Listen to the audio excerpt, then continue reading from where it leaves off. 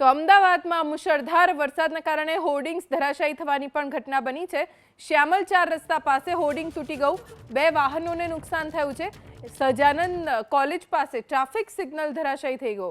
આ વખતે અમદાવાદમાં મન મૂકીને વરસ્યા છે મેઘરાજા, જેના કારણે ઘણી બધી જગ્યાએ પાણી ઓસર્યા નથી, જ્યાં ઓસર્યા છે ત્યાં હોર્ડિંગ્સ ધરાશાયી થવાની પણ ઘટનાઓ બની છે। આ દ્રશ્યો શ્યામલ 4 રસ્તા પાસેના છે, જ્યાં અચાનક હોર્ડિંગ ધરાશાયી થતા 2 વાહનોને નુકસાન પહોંચ્યું છે। તો બીજી તરફ અન્ય એક દ્રશ્ય આપ જોઈ રહ્યા છો એ સજાનંદ કોલેજ પાસેના છે, ત્યાં ટ્રાફિક સિગ્નલ જમીનદોસ્ત થઈ ગયું। સદનસીબે આ દુર્ઘટનાઓમાં કોઈ જાનહાનિ નથી થઈ। અમદાવાદથી સમાચાર। હજુ અનેક વિસ્તારોમાં પાણી ઓસર્યા નથી। વેજલપુરમાં અનેક સોસાયટીમાં જળબંબાકાર છે।